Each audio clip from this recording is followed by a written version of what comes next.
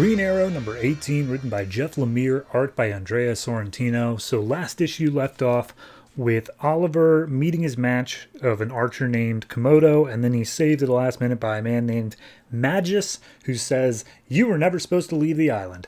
So we pick up in Black Mesa, Arizona. Oliver is passed out from the heat. He's getting flashbacks to his dad teaching him some basic archery stuff of like how to pull back the bow and whatnot. And he gets up and continues marching his way towards the eponymous Black Mesa. It's just a giant, it's a literal mesa. So cut back to 3 weeks earlier. Oliver's waking up. There's a note left by Magus saying, "Hey, get out of Seattle, go to the Black Mesa, but first go to Emerson's office and look behind his bookshelf."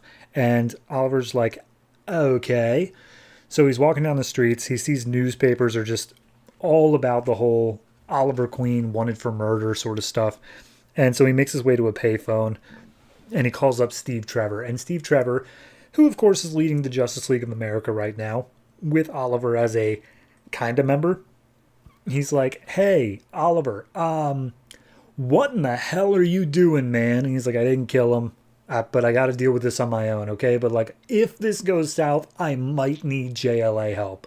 So can I just count on you for that?" And he's like, "Look, I will keep the cops off your tail. I will make sure FBI does not find you for like maybe a few hours. That's the most I can give you. 48 hours is all I can give you.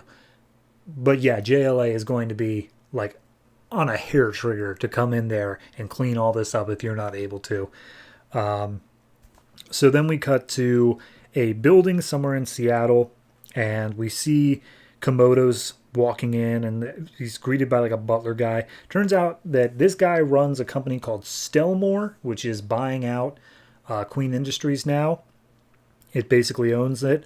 And this guy's name is LaCroix, and he's having a meeting with like the board of investors or whatnot, and they're basically saying like, because of everything that happened to Queen Industries with their CEO being dead, are we good to go? And LaCroix's like, "Yeah, no, we're fine. Like it's the company's all we care about, not the people running it." So at that point, they bring up like, what about Q-Core, like that subsidiary that Oliver Queen ran as like a passion project? And LaCroix's like, "Screw it. It's gone. Who cares about it?"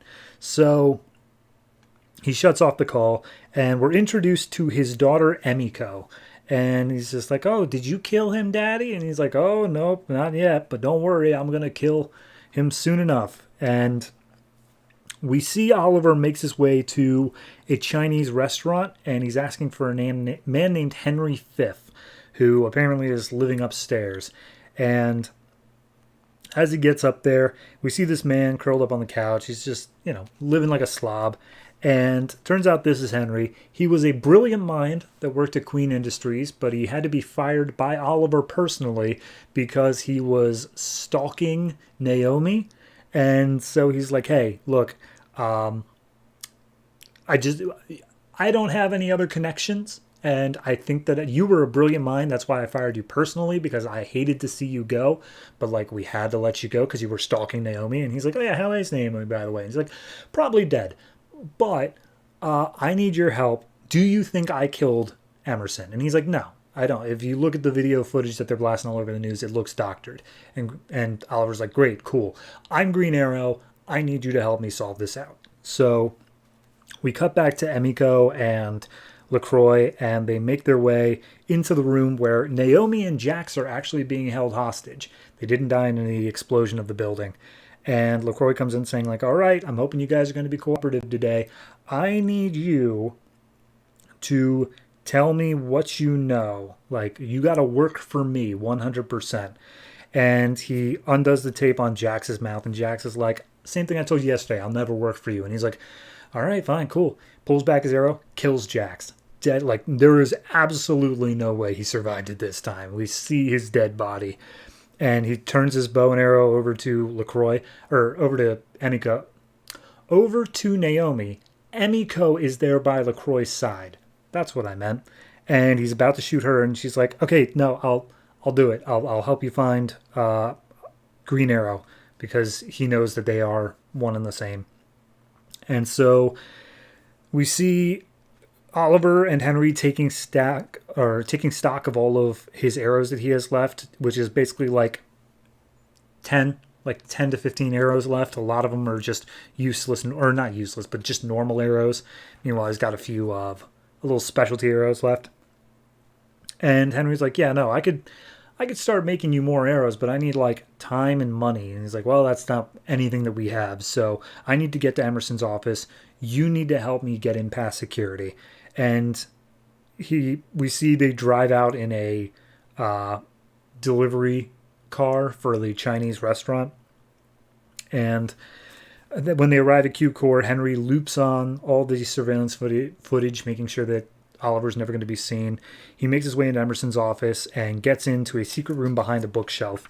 And inside is this room full of like ancient weaponry and maps and pictures and stuff like that. And as Oliver's looking at the pictures, he sees one of Emerson and his father on the island that he spent all that time on. And in the picture is a third person that he doesn't recognize. And he's like, who the hell's this guy? It's LaCroix. It's very obviously LaCroix. So at that point, we cut back to LaCroix. Emiko comes in and interrupts his training and says like, hey, that Naomi woman says that she found the Green Arrow. He's actually at Queen Industries right now. And he's like, cool, awesome, let's go finish this. So Henry calls up to Oliver saying that someone just magically appeared in the room. He has no idea how he got in there. Oliver looks around and sees that it's Magis. And Magis is like, hey, you seen the room. Cool, great. Get out of Seattle. And he's like, I'm not going to do that. You're going to tell me what's going on. And Magis is like, you absolutely are not ready to deal with any of this stuff yet. Do you even know what your father did? And he's like, oh, it looks like he was some kind of treasure hunter or something. He's like, it's not about treasure. It's not the weapons. This is a war. He was a soldier in a war going on. Do you even know what the outsiders are? And he's like, no, should I? And Magis is like, oh my God, dude, you have to leave Seattle. And Green Arrow declines. He's like, I'm not going to leave. I'm not going anywhere. And Magis just tells him like, all right, if that's the case, you got to know, I can't protect you anymore. I've kept you safe up to this point, but I cannot keep it going from this point on. You're on your own. And he's like, all right, well, fine, whatever. But Magis does give him the hint that like Komodo tipped off the cops and they're on their way here now. And he's like, I've got Colonel Steve Trevor keeping the cops off my case. He's pretty high up the ladder. And Magis is like, well, I'm guessing that he's got people even higher up the ladder as this police helicopter just shows up right in front of the window. So Henry's freaking out, tells Oliver to bail. Oliver shoots one of his grappling hook arrows to a nearby building. He starts making his way over across the rope when all of a sudden LaCroix shoots out the rope and he just starts plummeting to his death because he was like 30 stories up. And that's where we leave off, of him plummeting. It's good. I love the art style. I love the writing. It's setting up this huge mystery that I'm sure not everything's going to be resolved just by the end of this arc. It's going to be setting up a much larger run.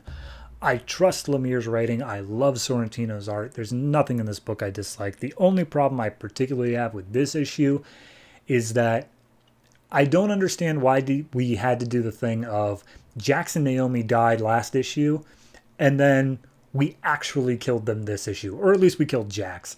It struck me as more of a... We just needed that extra little oomph this issue to show that LaCroix is a super bad villain guy.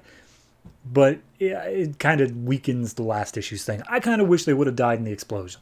I think that that's just a solid way of being like, yeah, no, they're gone.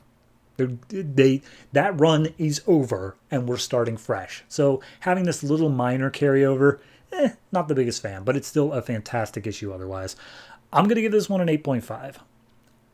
That may seem high for like a second issue where like not a lot of forward momentum's happening, but it is setting up so much and I am so excited for it. So yeah.